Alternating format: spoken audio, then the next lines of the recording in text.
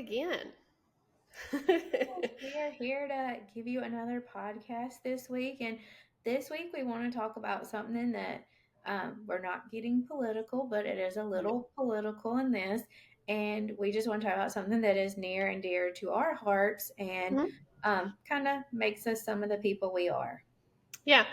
Um, I just think and I don't know if people are just doing it flat out maliciously or just they haven't been taught better. I just remember my midwife telling me one time, when you know better, you do better, right? So, what me and Lauren want to talk about today is the use of the R word, because we have seen on social media, on Facebook, from some of our friends, family, people that we follow, using that in this political climate.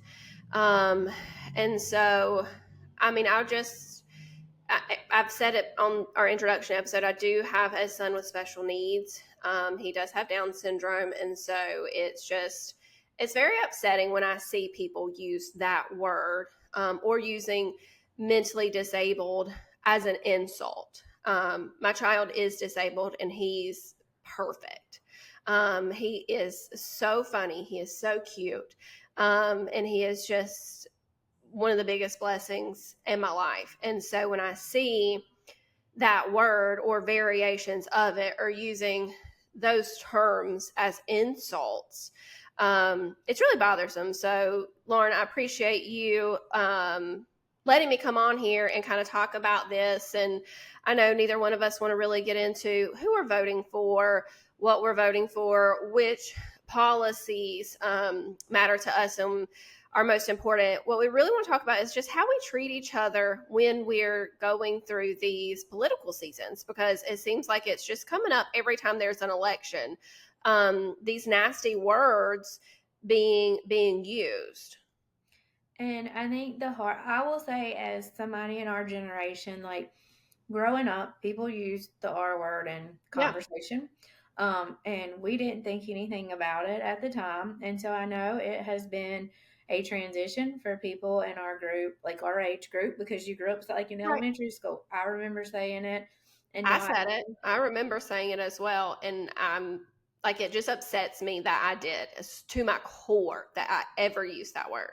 And I think that's kind of where we're coming from, because I do a lot of my work is in special needs planning. Hmm. Like we're each attorneys, but we each have our own areas. So I've helped Lacey draft documents for Luke in case something were to ever happen to her and her husband. So that way Luke's taken care of. And that's kind of the thing, is we want to show respect to people. And it's very heart wrenching when people use that term. And I see so many of my clients are some of the best people in the world. And for people to use that term and belittle them is just heartbreaking. Right. And you have a relative as well Mhm. with autism. Yes, I have a cousin. He is 14 or 15 now. He is autistic. Yeah. His mom is one of my best friends, one of the closest people, and she's an amazing mom and an amazing advocate for him. And he is completely mainstreamed right now as far as his education goes. But I mean, like, he's a little different. He's on the spectrum, but we're all a little different. Yeah, But he absolutely. is the sweetest person and Yeah. most caring. I remember when I was in the hospital having my first one, his mom texted me that he had got on the computer and like text his teacher or something to pray for me because I was having his baby cousin. So like, Oh my gosh. Are you so, serious? yes, and when my dog passed away, they have been like the sweetest people that like came, hugged me, told me they loved me, all that type of stuff. So Yeah. I think, and actually, that cousin's, I guess, great uncle was also he had disabilities at the time. This was before people with disabilities could go to school and stuff, and he was homeschooled. And my great aunt actually taught him how to read and write, and pretty much did a lot. And I just think about if he'd had all the opportunities of today, how much further we could come. And I think that's what we all have to take into account, is we need to be our best selves so we can help Right. everybody. I agree. And I think it's important to know the history. So, the use of the R word was actually a diagnosis years and years ago for people with intellectual disabilities. It was in you almost went to medical school. What's the book called? I don't know. The book with like diagnosis. It's like DD. The Grey's So, Anatomy book. Just kidding. so clearly, I didn't go to medical school, but I'm talking about. Like it was in there Yeah, as a it was a true diagnosis. diagnosis. It was a true diagnosis, and growing up, it was used as a mean and demeaning word, and so we've moved past that and we're trying to move forward, and we're still trying to move forward, and I think we just need everybody listening's help in moving forward. So while it was a diagnosis, it's not anymore. It is intellectually disabled, um, and that is the diagnosis. So my son is intellectually disabled. He has Down syndrome and ADHD, but at the end of the day, he's really just Luke.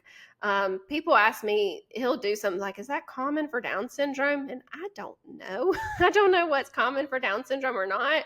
I was never around anybody with Down syndrome until Luke. So I just know my son is my son.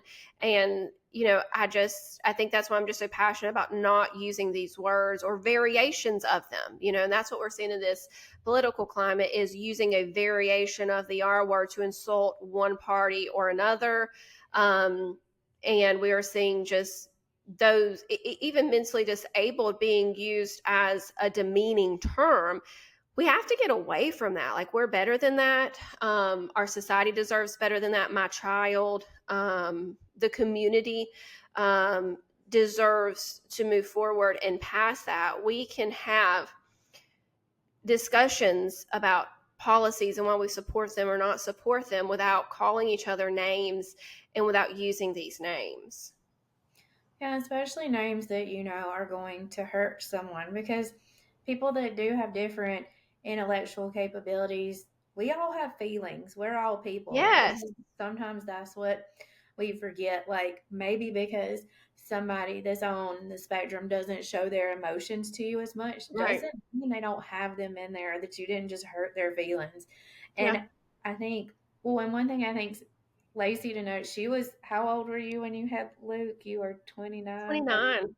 So it was, she's not the normal cat. You weren't like a 40-year-old mom where the chances were high. Like it Right. can happen to anybody and everybody. There's no, like, Right.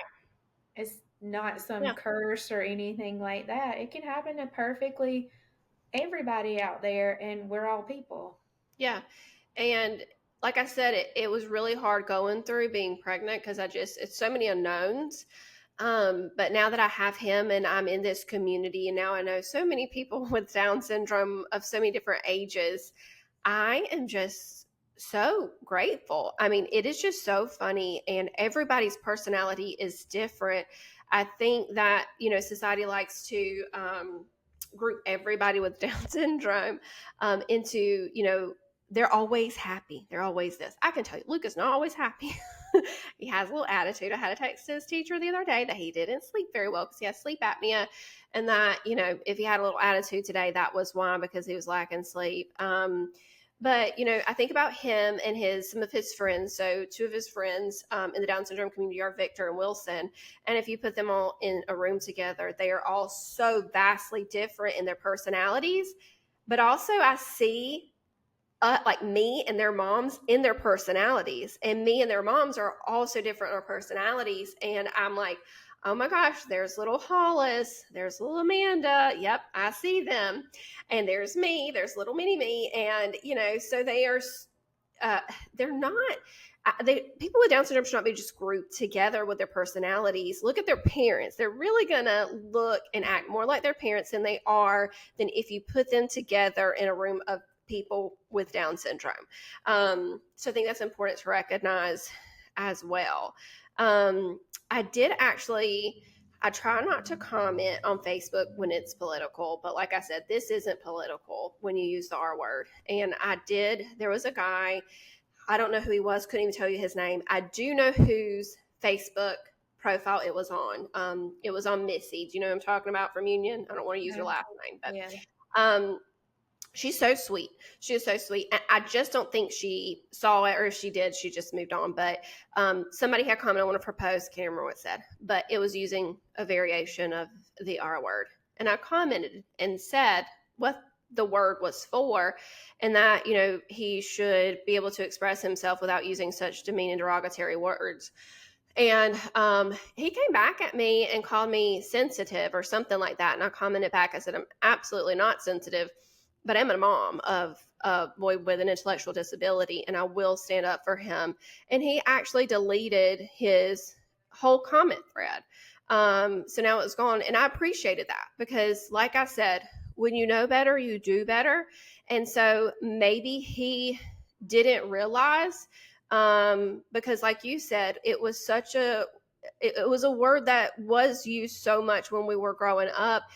My hope is that he just didn't realize how hurtful it was, and when he did, he deleted it and took it away, and I appreciated that. I didn't even need an apology. Just the fact that he took it down meant so much that, you know what, I don't need that out there. I now know better, and I'm gonna be better about conducting myself when online and in person, and staying away from this word that's going to hurt other people. But maybe I'm just being optimistic, but that's what I think. I mean, I think there's still going to be some sucky people out there who are just going to be Oh, mean because they're mean.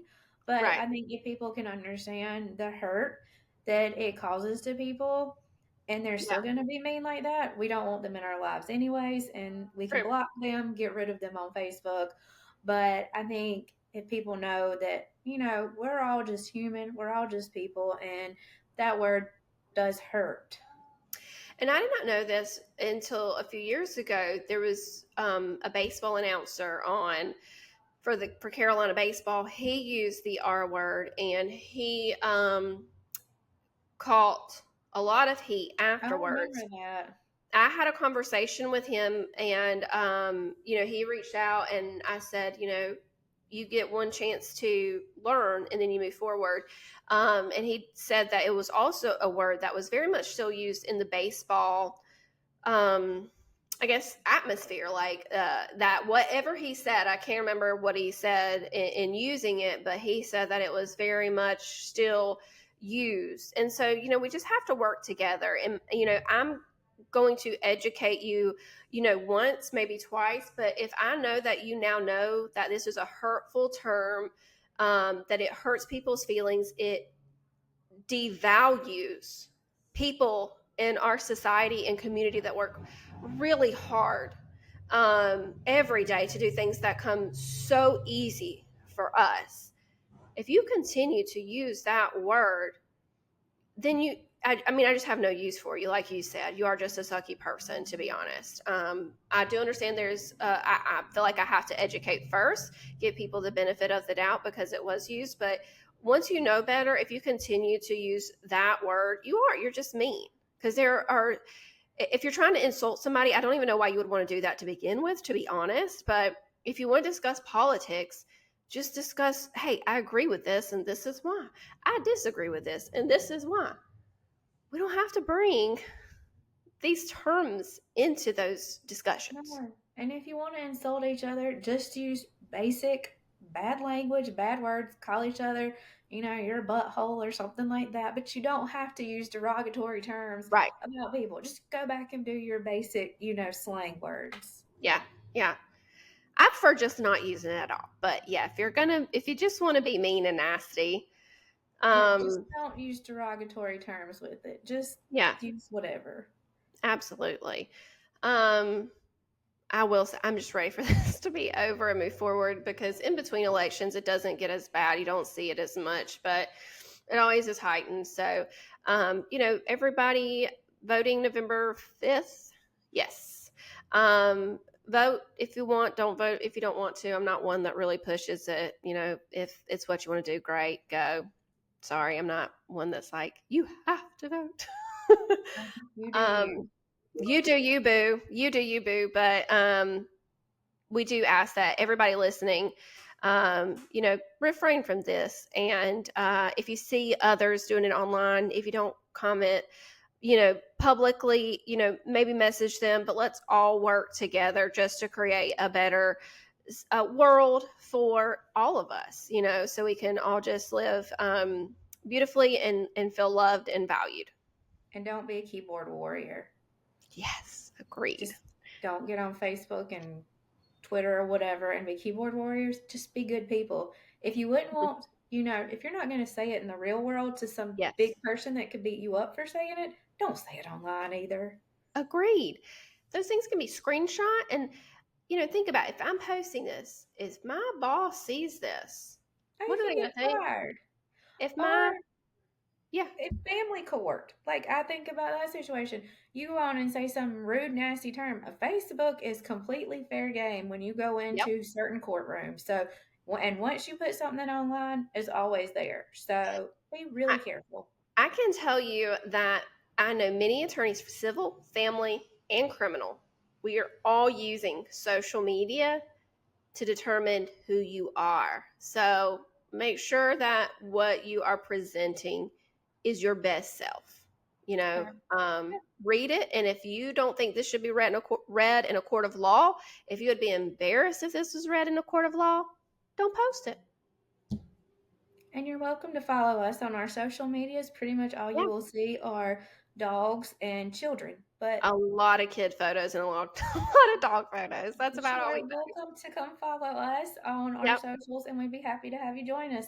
But thank you for joining in today, and we hope that maybe we've educated some people and made you realize let's not use a certain word anymore.